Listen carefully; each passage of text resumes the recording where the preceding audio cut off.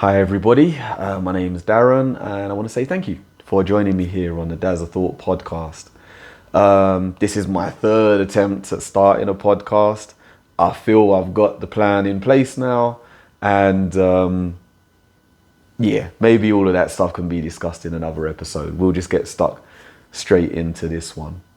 I was asked a long time ago now what my thoughts were on how black people, specifically in the United States, can obtain equality. And I feel like it's going to be a tough one, a long one. We may not even reach the solution, although I think I have a solution in mind. But as I talk about it, I guess we'll see where we end up.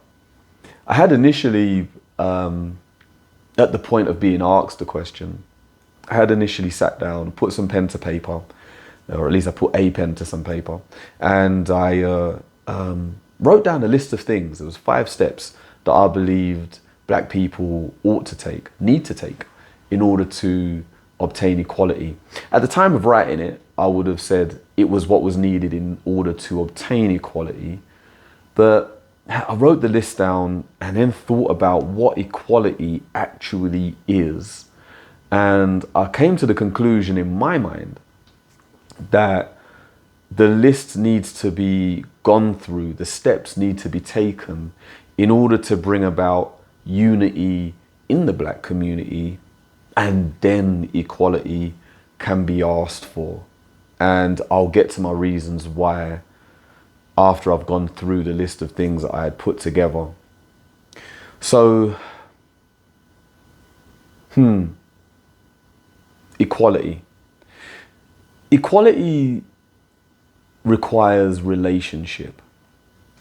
And I think that's the problem that all demographics have when it comes time to asking for equality. We're asking for equal access to a system. The system has a particular way of working, exists in a particular format, and a lot of us, I think, want to ask for equal access to a system without discussing what it is that we're equal to. And that's the beginning of problems, I think. I see this for myself personally with regards to Black Lives Matter. I've seen it when the LGBT, etc. community was discussing equality and same-sex marriage and stuff like that. I see it in the feminist movement when asking for equality for women. Everybody has a discussion of where they want to be, but they don't want to have the discussion of where they want to be in relation to. Insert your other demographic there. And that, as I said, is the beginning of problems. And I think it's only going to be when we have the discussion of where we want to be in relation to that we can start making headway. Because while we discuss simply where we want to be, forgetting everybody else, it sounds selfish. Honestly, it sounds like an idea is being put out in disregard. And I'll try and unpack that a bit further down the line when we discuss relationship. So, what list did I put together? The list I put together was 5 steps. Step 2 being a 2-part step. And it's what I feel is necessary to go through in order for us to come to a point where black people can ask for equality. So what is the list? Step 1, and I'll list these and then I'll come back to them and break them down a little bit. But step 1, stop identifying as African American and start identifying as black. Step 2A, turn off the TV. Step 2B, pick up books. Step 3, put put together a budget, not sorry, I'll take that back. Not put together a budget, put together a financial plan. Put together a financial plan that includes aiming for retirement. And then step 4 was, I am counting totally incorrectly on my hands right now. Step 4 was buy a passport, and step 5, travel. So let me reel them off again. Step 1, stop identifying as African American, begin to identify as black. Step 2A, turn off the TV. Step 2B, pick up books. Step 3, put together a financial plan that aims for retirement. Step 4, buy a passport. Step 5, travel. So let's double back then, and we'll step through this list and my thoughts on each of the steps. So stop identifying as African American and begin to identify as black. And off the bat, there has to be the discussion of how powerful language actually is. We don't think about it. We use it every day. We manipulate it every day in order to get things, in order to go places, in order to make it through our day. We don't think about how powerful it actually is. And something as small as a hyphen in an adjective or in a noun can cause us, because of how we're taught, to see things differently or see things not as they're supposed to be.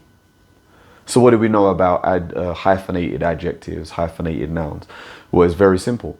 We use those terms when we're discussing something that is similar to, but not the same.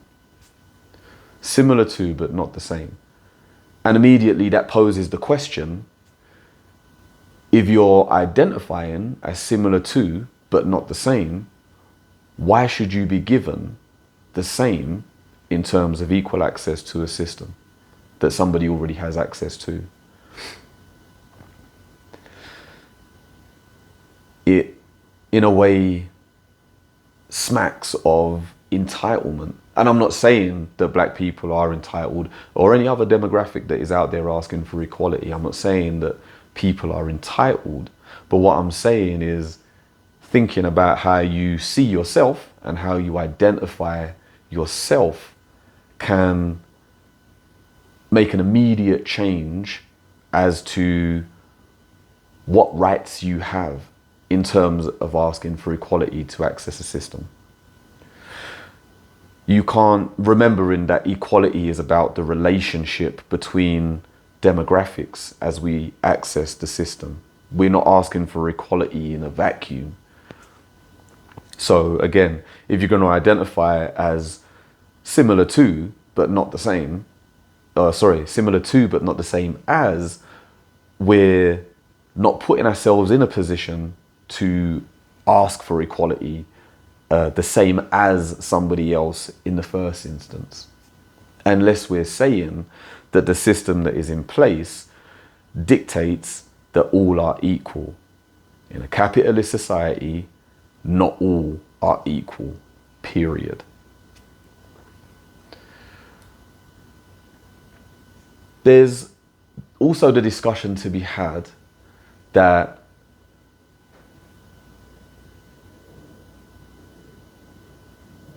we give away power.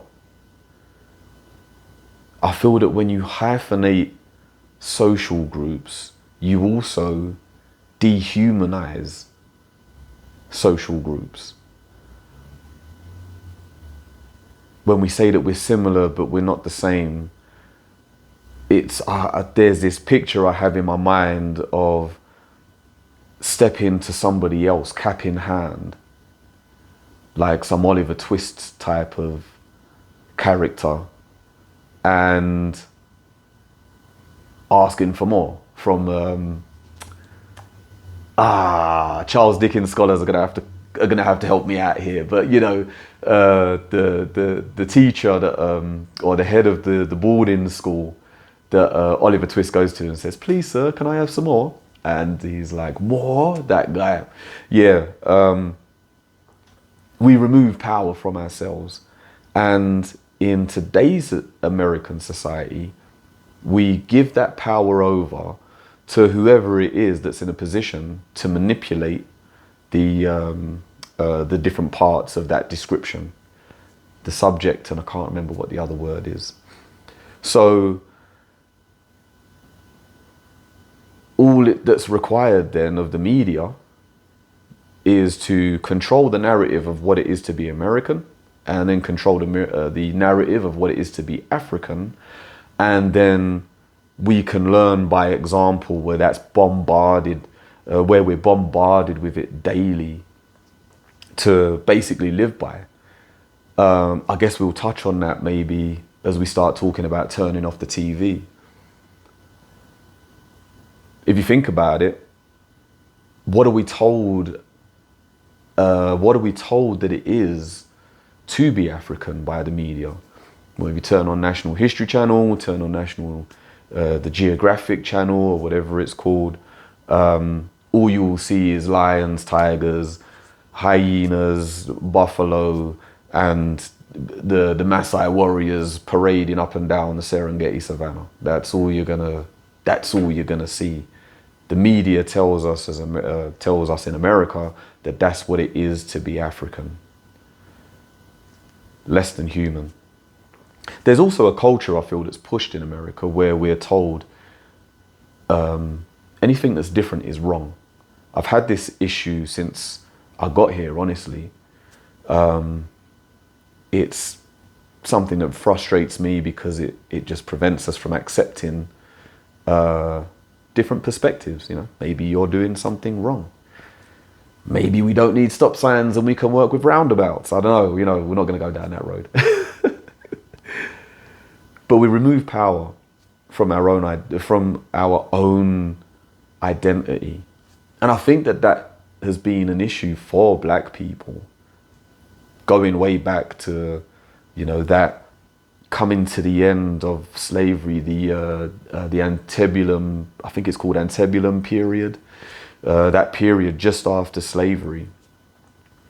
Identity was already robbed from black people when as soon as they touched the shores of America. And then in order to find identity, there was like this idea that, well, maybe if I look like them and maybe if I act like them, then I can make it. And power of identity was given away. When you start identifying as black, you take ownership. You take ownership of a noun. You become a person, not a description. And with the power taken away from the media the media can't dictate what it is to be black. I mean, the media can only dictate what it is to be African American. What do I mean by that? Well, if I remember correctly, when I Googled the percentage of black people in the United States, there was 13%. So if there's 300 million people in the United States, we're talking at least 30 million people. The media can't dictate what 30 million individuals are like or are supposed to be like. It's just not possible. And so by identifying as black, we take ownership of our identity. Forgive me. You take ownership of how you identify, your identity. And if you take ownership of your identity, you then become responsible for it. You become accountable to others for it. And not only that, but you can then start to dictate what it is to be not just black, but you. And I think that that's a powerful thing. So, and this is kind of, this kind of like revealed itself to me regarding the list as I was put together over a period of time. But I noticed as I put this list together that there was like this, starting with the man in the mirror. approach, then working our way into the family, the community, and then those that are not part of the community to become part of the community. That's the tough discussion at the end. So we've taken ownership of our identity. You can't tell me what I'm supposed to be like because you don't know me. I cannot be put in a box, ascribed a label, because I am an individual. I am a man. That's the starting point. And I think that's the point, just talking off the top of my head here, I think that's the point that so many people miss with Martin Luther King's I Have a Dream speech. Martin Luther King, may the man rest in peace, idea or his dream wasn't that black people would be elevated above white people. Wasn't even that black people would be seen as elevated to the level of white people or whatever the predominant race is at that period of time. His idea was that I will just be seen as a man. There's no label assigned to me. There's no prediction on how I'm going to behave because of the color of my skin. We're just not seeing that. Now, don't get me wrong. I'm not saying that we just don't see the color of skin. That's a ridiculous idea. Because when you look at the color of someone's skin, even when you look at the shades of the many shades of being black, you can kind of see where people might be from. They have a different story. It's like, your skin tone to an extent tells me you might be Somalian, you might be Ethiopian, could be from the Caribbean. What's your story? You know, everybody becomes an individual. All right, I feel like we've done step one to death. Oh, I probably haven't, but let's move on to the next step. So we're identifying as black. We're no longer a description. We're no longer an adjective. We are men and women. So that's our first starting point. I mean, when you're asking for equality when accessing a social system, we've already put ourselves in a good place here. We've also taken ownership of where we're going in terms of becoming responsible for our identity and accountable to others for our identity. So we get to step two. Step two, turning off the TV. Sorry, step 2A. Remember, we broke it down. Step 2A, turn off the TV. Step 2B, pick up books. So we start off with step 2A, and we're turning off the TV. Sounds simple. Sounds very simple. He says, by the way, with the 55-inch up on the wall. Don't judge me.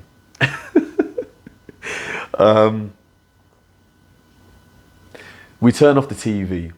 I was kind of dwelling on this thought of how do you prevent yourself from, if once you've taken ownership of your identity, how do you stop external influence as to now where you should go with it? And I was reading a book by a gentleman named Tom Burrell. It's called Brainwashed. And I think the caveat to it was removing or dealing with the idea of the black inferiority complex. It's a powerful book. I highly recommend it. It did reach a point where it kind of was speaking the obvious, but I think that's because the book heavily agrees with my thoughts. So I highly recommend it. Go read it and support the man in what he's doing. So we're going to turn off the TV. Turning off the TV is difficult, is a simple act, but is powerful and heavily impactful in its consequence. And it not only, it basically, in a sinking ship, I would say that identifying as black would be to block the hole. And I would say that identifying as being black would be to identify the fact that the ship is sinking, and to turn off the TV would be to block the hole. That's what I would say, especially in America's society where we consume media like it's going out of fashion, honestly. So we turn off the TV. Imagine the consequence of 30 million people in the States all turning off the TV. And again, I'm just going on census, the last census numbers or percentages. Let's keep in mind that some people choose not to answer. Some people identify as cats this day and age. I mean, you know, we can take numbers with a pinch of salt. Data.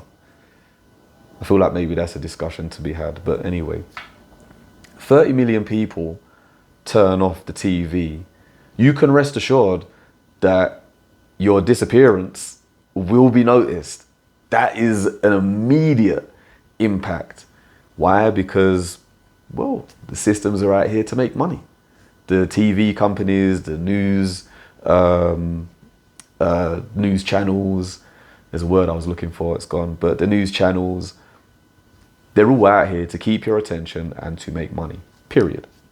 And 30 million people saying, right, I am now going to take ownership of my future and I don't need to hear from you. That is, you know, silence is deafening. And I think it's a powerful statement. When you turn your back on the system and say, all right, cool, man, you know, we're kind of growing apart at this point. You go and have your life, I'm going to have mine, see you soon. You know, you can rest assured that there will be people ready to sit at tables and have discussions and so on and so forth. And if you really want to protest in the States, you need to hit the pockets of the people you're protesting against. And it's why unity is necessary. But I also think about how weak protesters become. Protest definitely, this day and age, expresses itself in the form of anger, revenge, passion, unbridled passion. When I think about the riots that occurred after the death of George Floyd, Mike Brown, insert the one of many names here, sadly, so sadly. Man, it's anger. We've come to a point where we don't think about what's necessary, and I think the reason for that is because we're comfortable. People want to protest this day and age, and I see this a lot in black people that are here in the States. And yes, you can rail on me for the observation, but it is what it is. People want to protest from a place of comfort. And when you protest from a place of comfort, regardless of who you are, the people looking on see that primarily what matters to you is you need to be comfortable. So, you know, I'm tired of how black people are treated in this country. That's the protest. And the people that hear the protest are like, I hear you. So what we'll do is we'll put together a Black Lives Matter march, and you can have that. Be comfortable in that. And people just lap it up. This day and age, people don't want to be uncomfortable. I think about I can't remember the gentleman's name. I won't even call him a gentleman. The NBA owner who was outed and exposed after saying he doesn't want black people at his games. And to me, what you do is you say, cool, I ain't going to show up at your games. I'm not going to listen to it. I'm not going to watch it. I won't be in the stadium. You will not get my money. And that will cause change. But no, there was this whole, well, I'm going to wear the uniform, but I'm going to wear the uniform inside out because, You know, God forbid I missed the game. And it's pathetic, if I'm honest. Pathetic. Because I think back, I believe, was it 1953, the bus boycotts in Birmingham, Alabama. Have I got it right? I know it was about 1953 anyway. But when, there was the whole issue that began with Rosa Parks, and she was sitting on a part of the bus and she shouldn't have been sitting on that part of the bus, etc., etc. And so when it turned into a thing where black people were being railed on and told to keep back, black people back then were like, all right, cool, keep your bus, we'll figure it out. People walked to work, they carpooled. If it's raining, that's calm, I'll bring out the umbrella. Bruv down the street has got a car, we'll go sit in his car to make sure we get to work dry. That caused change. And don't get me wrong, I'm sure that there's some sleight of hand, I'm sure that someone benefited somewhere or whatever it is in order to bring that change about. But it affected change. But nowadays people are too comfortable in their protesting. Anyway, I've digressed, I apologize. Turning off the TV. So we get listened to immediately because all of a sudden you don't want to allow me to tell you what to do. That's a problem to CNN, that's a problem to Fox, that's a problem to ABC and XYZ, whatever other TV channels are out there. It's a problem because I can't tell you how to be. But that is what's necessary.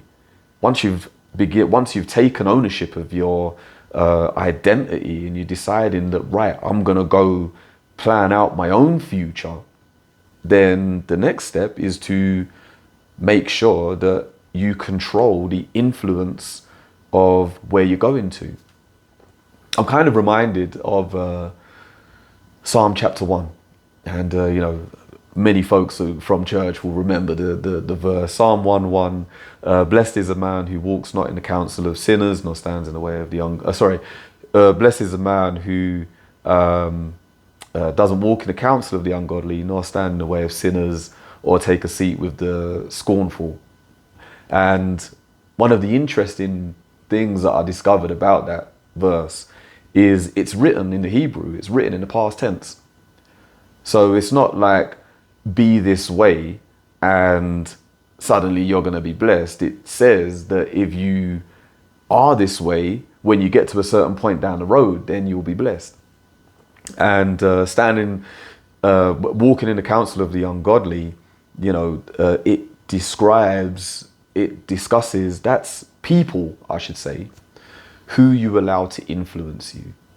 And if you turn off the TV, you can walk in the counsel of someone that you put in a place to influence you, not someone who's just thrown in your face with the idea that, hey, this man's definitely for you, or this woman is definitely for you. You remove that power even more, especially from the media. There's other positive fallout. There's other positive byproduct, let's say, of turning off the TV.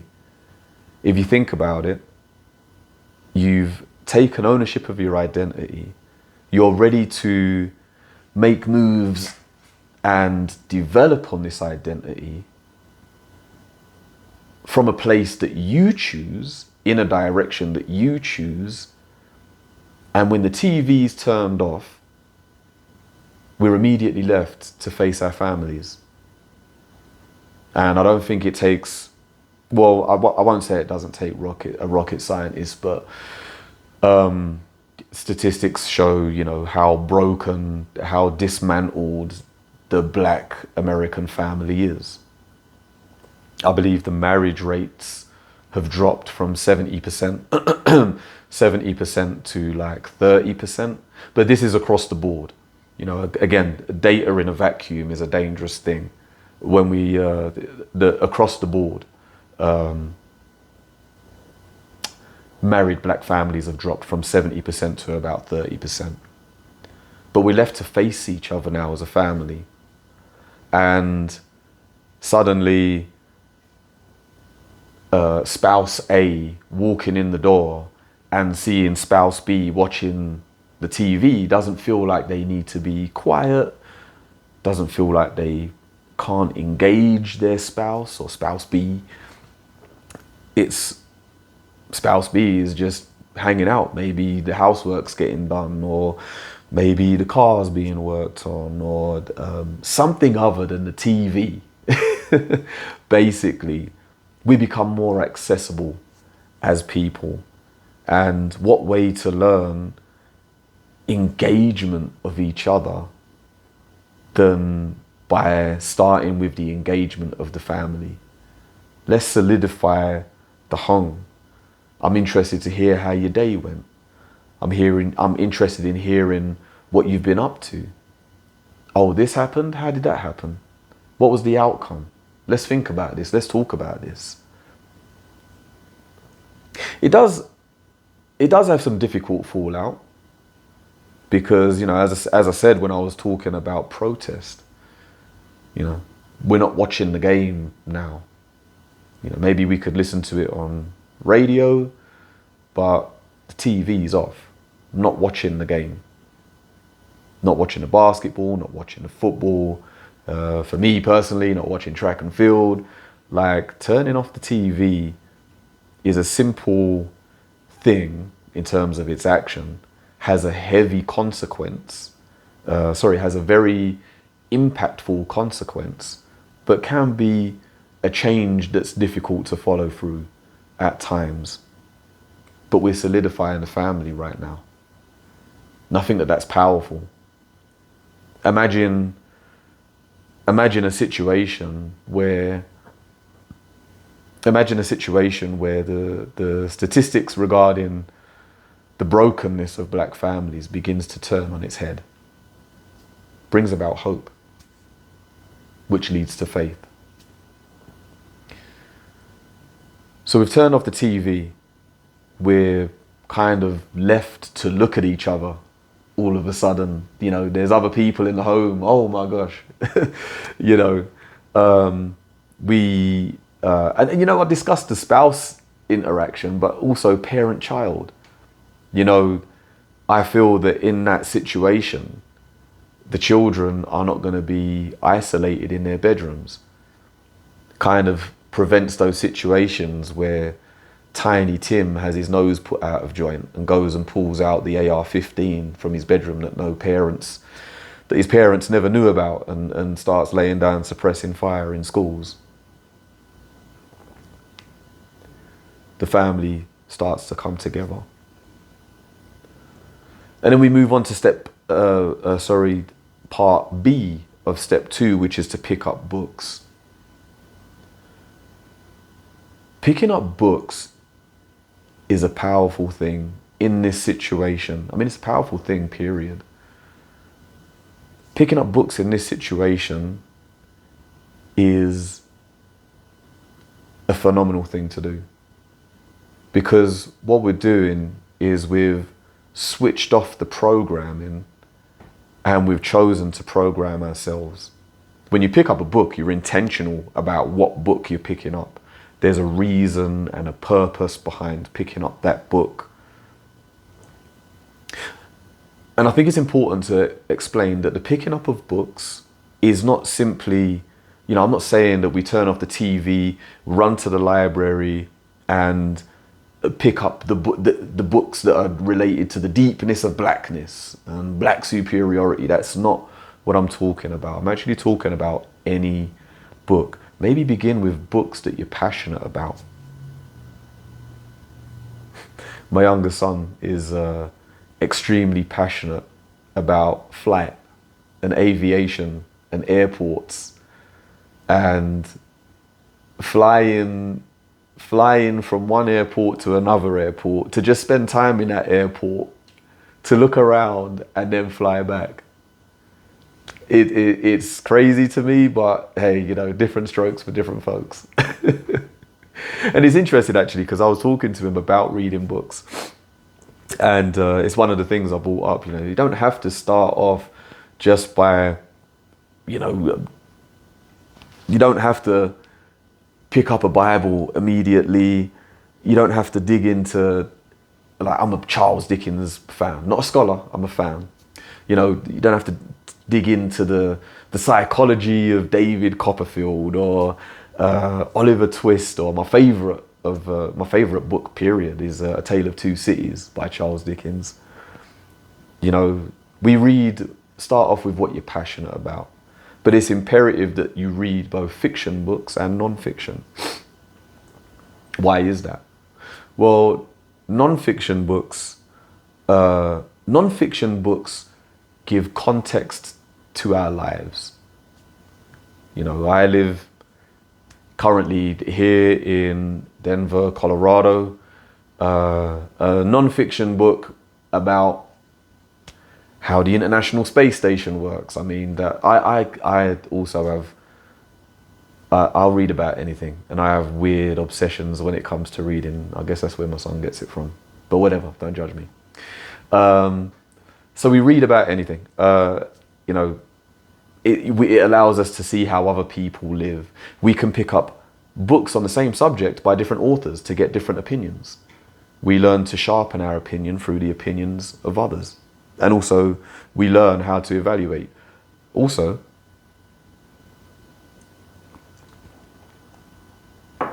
when I say read books, I don't mean pick up a Kindle. I do mean a book. Turn pages. There is a science behind this, and I'm not going to speak on it because it will A, butcher it, and B, I am not a scholar in the department. But I believe that there are different things, different workings of the brain. It could be, don't quote me on this, I think it could be that both sides of the brain work together in order to piece together a book. Whereas when you just look at a screen, your brain basically switches off and you just go on receive mode. So pick up a book that has paper pages and print. I know you millennials may not understand what I'm talking about, but I mean, I could also start talking about rotary phones, but I won't. So we pick up books. There's a power in picking up books in that we have taken ownership of our identity. We've planned on moving forward based on our own intentions and values and qualities, etc. We're beginning to mesh as a family. And now we pick up books. The non-fiction books give us context. They let us know that we don't live in a vacuum. They let us know that life isn't all about us. They let us know that our existence is all connected in sometimes weird ways. It expands the mind, and the saying is that the mind expanded can't return to its normal form. We allow our reality to be dictated according to us, not from a selfish perspective. I mean, the non-fiction books address that, but from a position of humility, not humiliation, but humility. Non-fiction books give us hope. And I know that sounds really weird, but work with me here and consider Plato's allegory of the cave. So if you're not familiar, and I'm going to be I'm heavily paraphrasing, it's very nutshell. But what you have in the cave are men and women, I guess, chained. They are tied down, they're chained, restricted from moving, and they're facing a wall. And behind them, flames are flickering from a fire. And what they can see on the wall are images moving across the flames to form shapes, etc. on this wall. One of them gets free, leaves the cave. At first, they're not allergic, they're averse to the sun and its rays, but as they become used to the light and as they become used to their new surroundings, they begin to see things for what they really are. That's great. This person that escapes then runs back into the cave to tell the others that are still restrained from moving, yo, there's actually some reality outside. We need to go check it. And they rail on him, and not everybody follows him out of the cave. That's where we are very much so in American culture and society, American society and culture. The way that government, I don't care what side of the fence you bat for, but the way that government on both sides has dictated the reality of the citizens is exactly like the allegory of the cave. Because people here champion political parties. It's crazy to me. And so political parties, all the political parties need to do, in that we've restrained ourselves to restrained our movement to subscribing to a political line of thought. The political party then says, cool, they've chained themselves, we'll have them look at the wall and we'll move our hands in front of the fire. And so you don't know that it's just somebody's hands. You think there's a bird, or you think there's a bunny rabbit, or, you know, you remember how those things used to work. Can't remember what they're called now, but you know what I'm talking about. And so government controls our reality. Hope can only exist in the reality that we know, which means that in that hope becomes faith. We can then only have faith in the reality that we know. And so everyone kind of just lives in this one tracked life. Okay, so I'm gonna put myself in debt because, you know, gotta have this great education. Trade school, what even is that? Gonna go to school, I'm gonna get this computer science degree, and I'm gonna try and go into a saturated market, maybe not get the job, but maybe do get the job. And then I'm going to just work until I retire. I'm going to buy this house over here with a picket fence, and me, the wife, 2.5 kids and a dog are going to live happily ever after. And that's what we believe reality is. It doesn't work that way. When we read non-fiction books have this way of presenting us with life situations that we may have not experienced, maybe will never experience. But when we start reading them, you know, like my favorite book, A Tale of Two Cities, I'll read it, and while I'm reading it, I'm reading about the French Revolution. I am never going to be around for the French Revolution. The French Revolution has already happened. But when I think about the social dynamics that exist within certain things that happen within A Tale of Two Cities, the storming of the Bastille, and I read about what it was like when the prisoners were escaping and when the prisoners were fighting the guards and so on and so forth, I can kind of watch the news and see a prison uprising or something and be able to have somewhat of an idea of what might be going on in the minds of the people involved. Non-fiction books.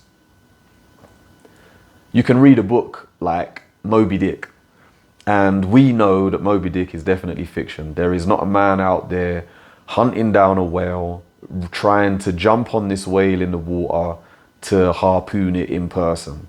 I mean, maybe there is. If there is, you need Jesus. That's crazy. But, you know, it expands the mind. It gives us hope, because while we're reading non-fiction books, we always ask ourselves, what if? What if? What if? And the Bible tells us in Hebrews 11:1, I believe it is, now faith is the substance of things hoped for, the evidence of things not seen. Once you have hope, and you begin to act on hope, you are then sowing the seeds in good ground for faith. to develop. And once you have faith in where you're going, remembering, bringing us back to our conversation here, once we have faith in where we're going, suddenly, and we're not being told what to do, and also because we've switched off the TV, we can't necessarily, there's not really anyone watching or collecting data on what we're watching and stuff like that. We basically become individuals. I can't be labeled. I am going in a direction that I choose to go in, and that's it. While we're developing hope and while we're developing faith, with the TV off and this interaction that's happening with our family, think about how that benefits the household. Because for the next step, which is putting together a financial plan, hope and faith are imperative. You need hope in terms of you need an expanded reality to think about where you could possibly go. That's hope. And then start working towards it. That's faith. So we've taken ownership of our identity. We've decided that we're going to move forwards on our terms. We've blocked off the noise. We're interacting with the family. There's now improvement as an individual. There's now improvement as a family. And I think that is powerful in the black community in America, because if there's anything that has been stripped away as a result of slavery, but then kept away because the systems haven't necessarily changed, but B, because of a victim state of mind, self-esteem. And these steps, now that I'm talking about it, are very much so putting in place self-esteem and self-worth. We're giving ourselves value. And talking of value, step 3. So step 3, we're going to put together a financial plan that caters to retirement. Whether we like it or not, time is ticking. We are going to retire. For those that live long enough for that to happen, retirement will happen. You will reach the age of 65. You will reach the age of 70. When you do so, you want to be able to do so, as Dave Ramsey puts it, with dignity. You want to retire with dignity. I don't think that America's social security system can sustain itself, which honestly I think is behind the whole discussion on abortion. I don't think that abortion is anything to do with let's discuss saving everybody's life. That's maybe an episode further down the road or something. But we will retire. Speaking personally now, I started going through the Dave Ramsey Total Money Makeover.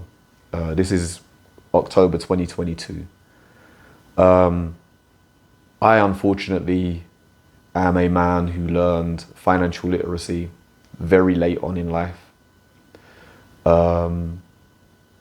And having gone through certain situations that I have been through since coming to the States, I've been able to put myself in a better place. I don't really want to dwell on what I've been through in this episode. But depression led to debt, led to depression, led to debt. And the spiral goes downwards. And I reached a point, it's like, right, I've had enough. Time to make moves and do things the right way. There was this empowering feeling that instilled hope just in sitting down and having an honest look at where my finances are. For some people, when you put together this budget, you can use the Dave Ramsey app. It's called Every Dollar. I recommend it to get you started. I'm not saying, it's whatever, how people address this part of their life. I'm not a financial guru. But just sitting down and having an honest look at your money is a slap in the face, a wake-up call, and a call to action. You know, do we really need, I'm speaking very stereotypically here, do we need to buy you those Jordans while we skip the rent payment? And remember that decisions at this point become a bit easier because of the development of self-esteem, the ownership of identity. You've removed the validation of other people at this point, or at least you should be removing the validation from other people.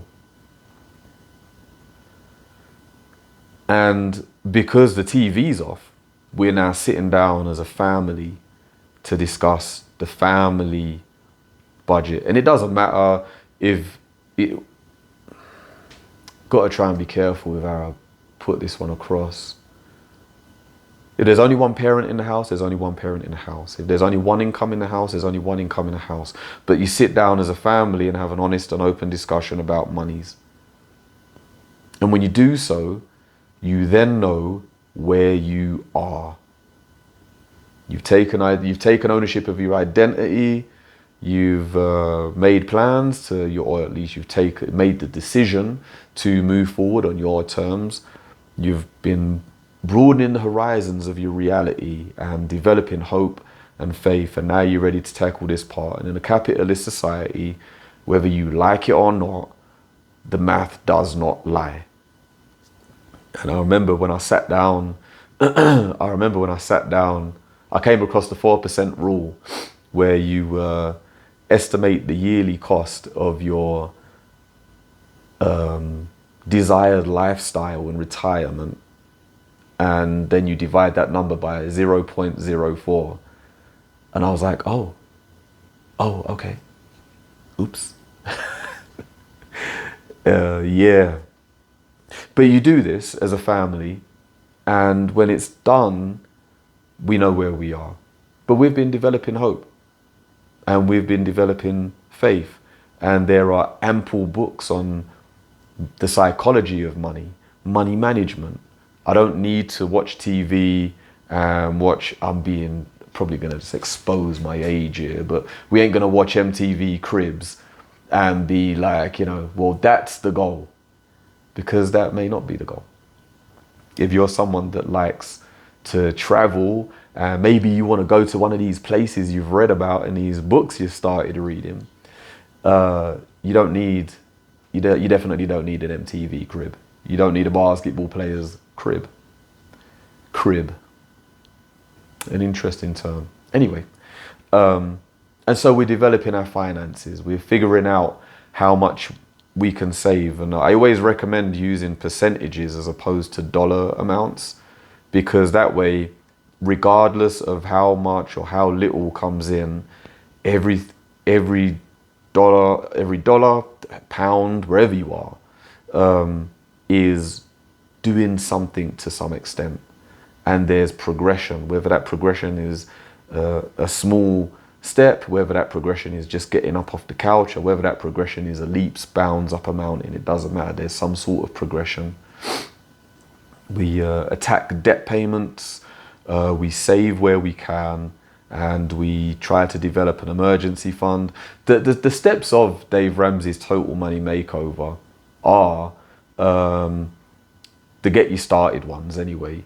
You get $1,000 as quickly as you can into just have $1,000. It doesn't matter whether it's cash lying around the house or in your checking account, something that's immediately available and is for emergencies. And it's interesting when you start off, because when you have nothing, everything is an emergency. I remember when I first started off, I started from a really bad place. And when I first started off trying to get my money right, I remember, not even an exaggeration, light bulb stopped working, not here, but I'm trying to, one of the light bulbs went out in the bathroom, and I had to take from the emergency fund to go buy a light bulb. Like, it took several goes to get the $1,000. But you keep sticking at it. And that's the important thing. You give yourself, you know, if you're going to make a decision to go in a particular direction, you're going to take ownership, the responsibility of the being accountable to for yourself. Like, it really has been an empowering journey. I'm not ready to be 100% transparent about it yet, I don't think, but it is a thing. And it's interesting. We sit down as a family, we've discussed what we have, where we want to be, and as a result, we get to know each other. Again, like it's this further solidification of the family unit. And again, it's something that's much needed in the Black community. So we've sat down, we've got our finances together. We actually know where we're going now financially. It makes working just in your regular job, that I wouldn't say that much easier per se, but it's like, it makes sense. You know, when you're skilling up in your job, or you're looking for a better job, like, you know what you're willing to accept as payment, because now you've got some goals and you're going in a particular direction. It is really, I swear down, it is a moment that will make you smile. Just knowing where you are, even if you're in a bad place, you kind of, I remember the first time I put everything on paper, wrote it down, and I stepped back and I remember just going, deep breath, and then boom, mind was straight on the future and how to get there. And remember, we're doing this without TV influence. We're doing this without media influence. I think that's also a very powerful thing.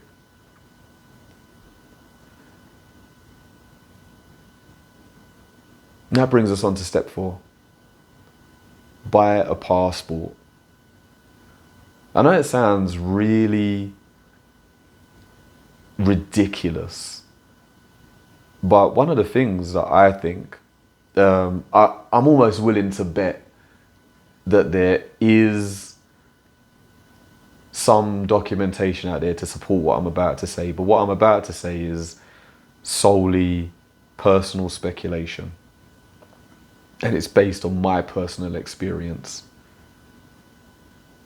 Further development of this moment of empowerment that's come from just knowing where you stand financially is having options. Like, knowing that you have a passport, the ability to travel at some point. We're going in a direction financially, and you know what? When we get to this point where we can travel, we're ready to travel. We don't continue to work through problems. So we don't save for a holiday and then have to save for a passport.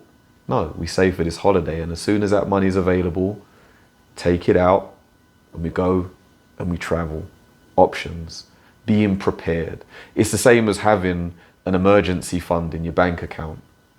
When you have $1,000 in your bank account, the broken headlight on the car, a light coming up on the dashboard, and I'm going along with the car because I think like everyone can relate to cars going wrong at this point.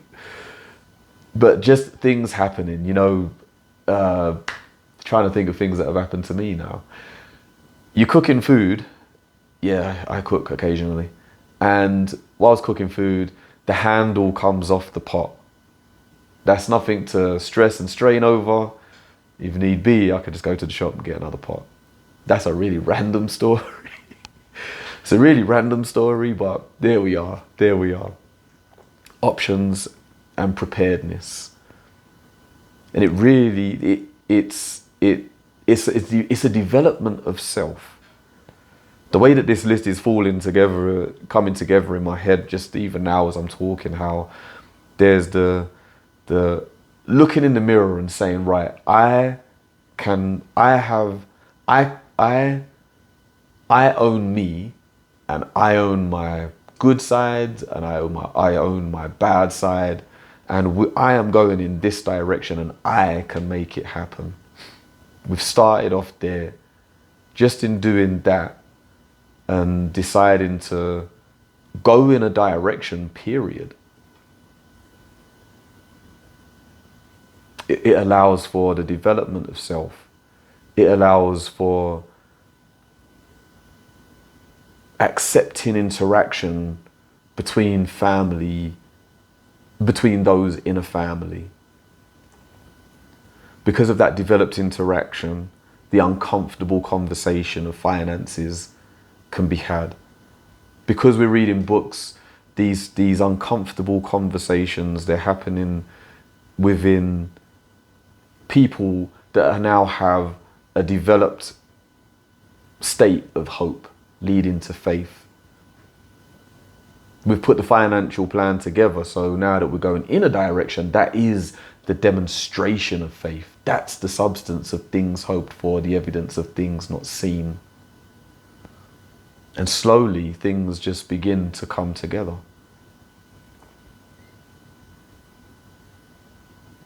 And so then we get to the final step. The final step is travel. I'm a reasonably traveled person. Been to quite a few countries. Been to several countries. And one of the things that I am working through at this point, if ever you watch this and you see me in a random place, make sure you say hello, because it will be interesting to know who watches this over the years that come by.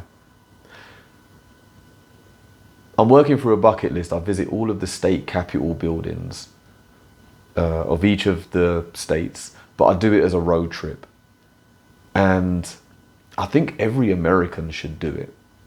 And when I say travel, this is what I'm talking about. I'm not saying that we save up $10,000 and go splash out and crash out on a trip to Disney World. That's not travel. That's extravagance, that's luxury. Not to say it shouldn't happen, but it's something that can be attained to further down the line.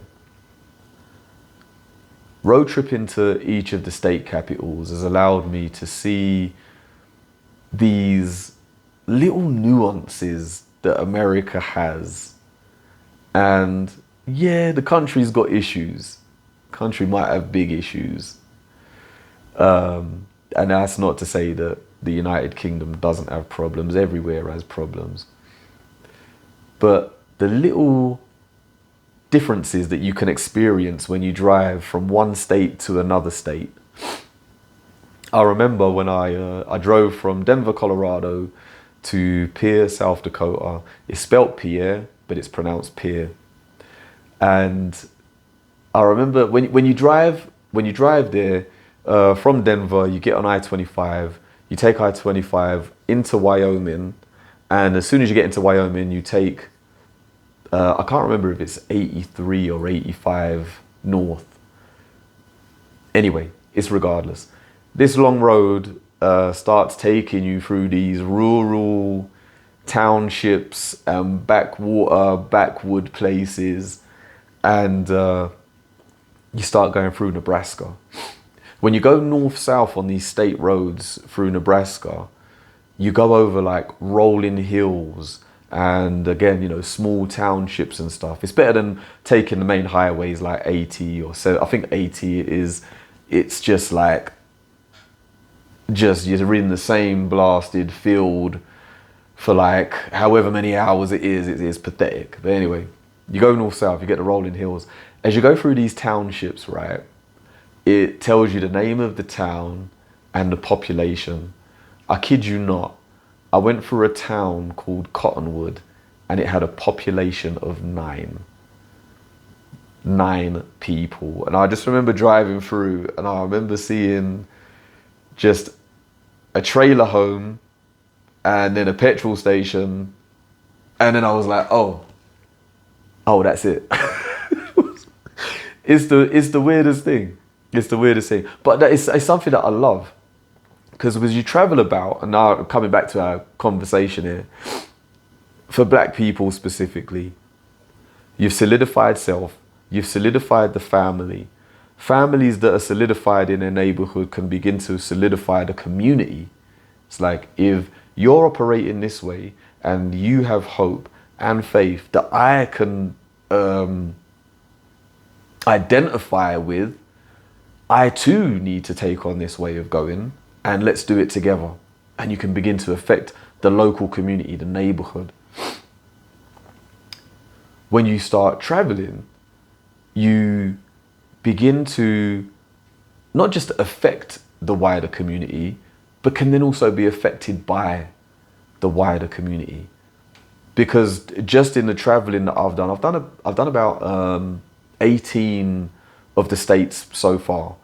And I can tell you for sure that the black people that I come across or have come across in Denver, Colorado, are not the same as the black people that you will come across in Phoenix, Arizona, are not necessarily the same as the black people that you will come across in Pierre, South Dakota. I didn't see black people in Concord, New Hampshire, which is my third favorite state capital, by the way.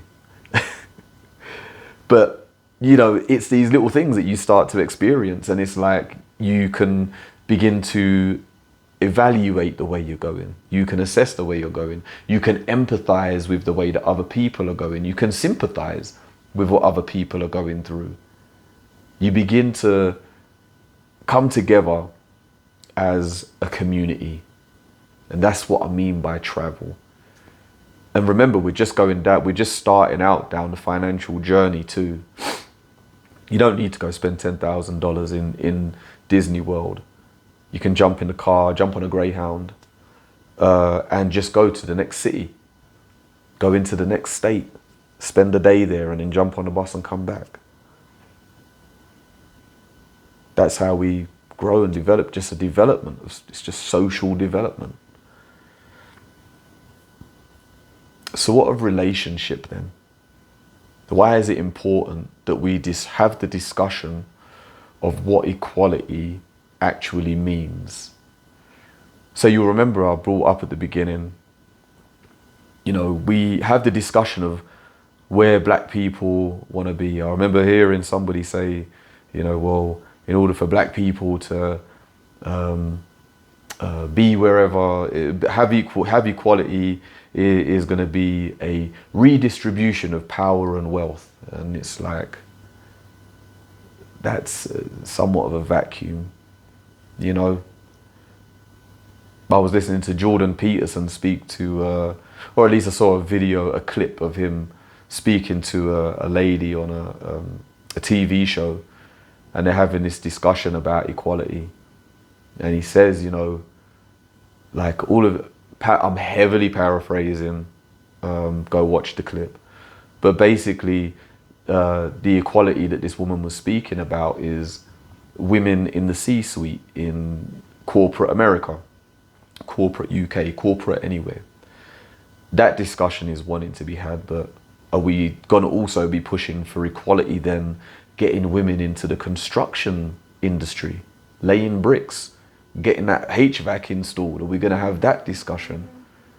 Suddenly it's, you know, suddenly the point becomes shaky, because we continue to discuss the usurping of the current dominant force by putting ourselves as number one. We're not discussing equality, not even close. When we discuss equality, we are discussing where we want to be in relation to.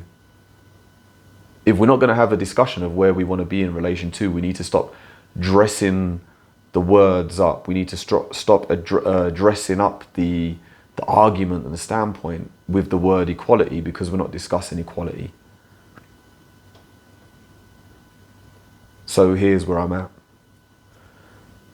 According to that census, black people make up 13% of America's society. Let's say that's 30 million people. In fact, let's forget about the numbers. Let's just go with percentages at this point. I'm going to try and piece this together. I remember when I was in 2013, I watched a sermon by a preacher named Derek Prince. And he was discussing the scripture that says, "You are the salt of the earth." And as a part of as a part of the sermon, he expresses that in order to affect social change, social change begins to be affected when around 16% of the population are in union. This sermon would have been, it was very old. I think it was like maybe 2000 and single figures. But then when I was on Google the other day, a study done by a gentleman, I think in the University of Pennsylvania, said that it's 25% of the 25% of the population, of a given population, need to be on board with an idea in order to begin to affect social change. And we can look at that two ways. We could say that there's a spectrum of between 16 and 25. The average then would be around about 20%.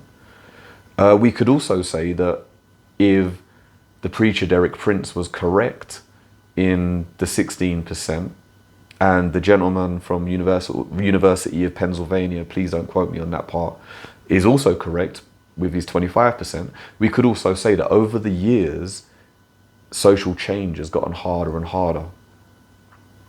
And if that was the case, and the system hasn't changed, capitalism, it would be then, I speculate, that it is because we are attending more and more to the idea, the system of capitalism. Let's say it is getting harder because capitalism is taking on a more firm grip.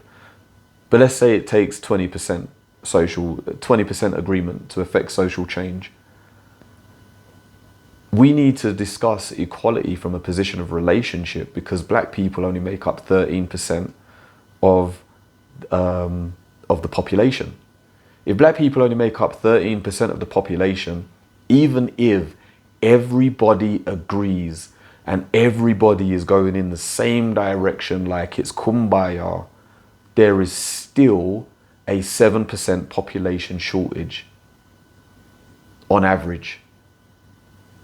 And it's getting harder to get more and more people on board because people like to be comfortable.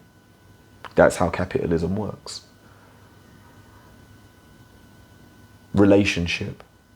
If that is correct, then the idea of black-only schools ain't gonna work. The idea of black-only marriage and reproduction doesn't work. If we isolate ourselves, if we continue to ascribe ourselves descriptions that make us similar but not the same, we're already preventing the relationship.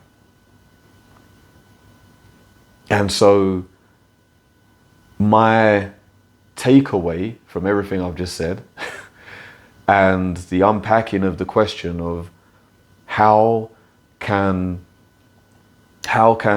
black people, specifically in America, obtain equality, equal access to the system of capitalism,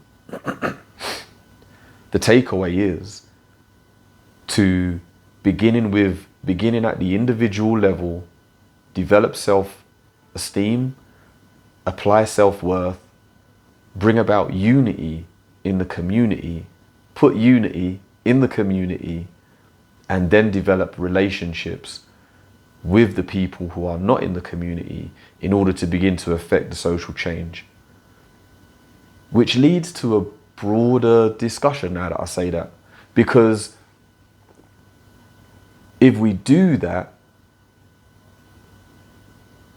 capitalism dictates that there is always going to be someone further ahead than the person that started later on in the game. Due to slavery, due to the time taken for black people to have any form of access to capitalism, black people have to be some 400 years behind the curve. And so the honest question that would need to be asked in terms of equality for anybody is, are you willing to be uncomfortable enough to replace the system? And that is I think an episode all on its own. But in the here and now, and to answer the question that was posed to me, black people need to begin at the individual level, take ownership for who they are, take responsibility for who they are and how they act, by the way. Develop themselves, develop the family, which will affect the neighborhood, the community, bring unity to black people. And then from there, learn to relate and form relationships with those who are not of the community. I feel honestly that I should do an episode on how we can do away with racism then. And then when that's done, develop the relationships to a point that social change can be affected. This has been really good. I enjoyed this. I really enjoyed this. I hope you all have enjoyed it too. And I'll be back again in a couple weeks with the next episode. Which is definitely not as tense as this one. I was asked, who would I choose as a Marvel character between Deadpool and Wolverine? So I've got to go watch movies. I've got to go look into the idea of the anti-hero. And I'll be back in a couple of weeks. Thanks for listening if you've listened all this way. And I'll see you next time.